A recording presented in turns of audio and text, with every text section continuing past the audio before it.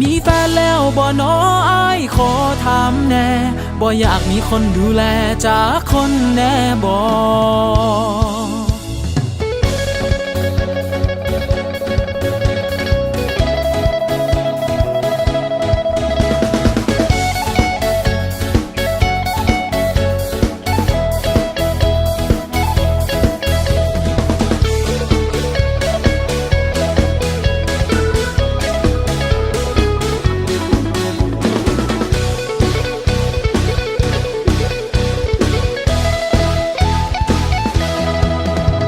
ยังโสดอยากหาเมียมาซอยแม่นับเงินเป็นเท่าแก่มือละล้านที่หน้าละมีเป็นแสนให้อันว่ารถแท้ละมี100 กว่าคันโตอ้ายเราเป็นคนขยันซื้อรถซื้อบ้านซื้อคอนโดแต่พี่ยังโสดอนาคตต้องใหญ่โตมุ่นพอแล้วบ่ค่อยอยากโชว์มี100 กว่าล้านแต่ไกยังท่ามือนี้ละนาได้หูกันต้องการจะปฏิสัมพันธ์รักกันดูไหมมาลองดูน้องหลาคนงามจังแม่นผู้ใครกว่าหมู่ตอนนี้ทานยังบ่มีคู่ให้อายไปซอยดำหน้าไหมสร้างมางามโพสร้างมาโกถึกใจต้องการจะมาขี่ใส่ให้ใส่หน้าให้แน่พอได้บ่มีแฟนแล้วละบ่อายขอถามแน่บ่อยากมีคนดูแลจากคนแน่บ่โตอายแล้วก็บ่มีไผอยากได้ลูกไผมาให้พอได้บ่พอสิได้บ่มาเป็นแฟนอายมีแฟนแล้วบ่น้ออายขอถามแน่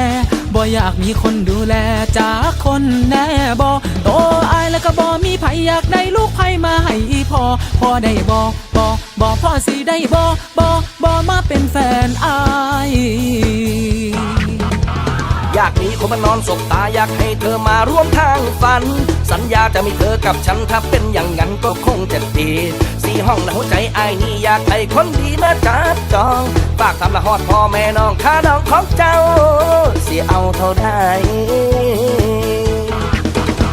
ถ้าได้เป็นแฟนเจ้าสิเอาเศร้าเอาแรงสิเอาใจแก้มแดงให้มดแดงอิจฉาสิปัญญาทำใจให้น้องกินย่ำเมื่อยว่าแต่เจ้าขอมาสิจัดหาให้เบิดผู้หญิงละไม่มากนักนะ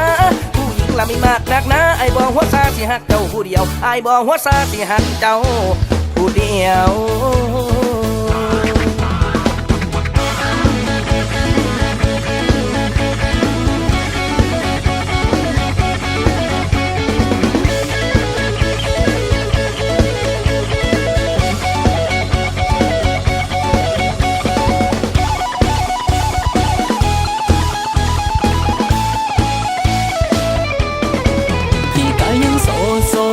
อยากหาเมียมาซอยแม่นับเงินเป็นเท่าแก่มือละล้านที่หน้าละมีเป็นแสนให้อันว่ารถแท้ละมี100 กว่าคันโตอ้ายและเป็นคนขยันซื้อรถซื้อบ้านซื้อคอนโดน้องหลาคนงามจังแม่นผู้ใครกว่าหมู่ตอนนี้ทานยังบ่มีคู่ให้อายไปซอยดำหน้าไหมสร้างมางามโพสร้างมาโกถึกใจต้องการจะมาขี่ใส่ให้ใส่หน้าให้แน่พอได้บ่มีแฟนแล้วละบ่อายขอถามแน่บ่อยากมีคนดูแลจากคนแน่บ่โตอายแล้วก็บ่มีไผอยากได้ลูกไผมาให้พอได้บ่พอสิได้บ่มาเป็นแฟนอายมีแฟนแล้วบ่น้ออายขอถามแน่บ่อยากมีคนดูแลจากคนแน่บ่โตอายแล้วก็บ่มีไผอยากได้ลูกไผมาให้พอได้บ่พอสิได้บ่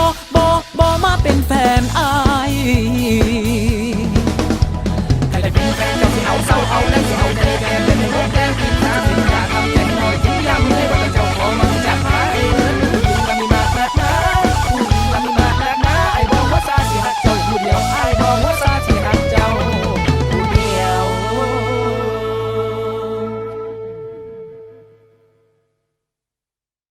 มีแฟนแล้วบ่น้ออายขอถามแน่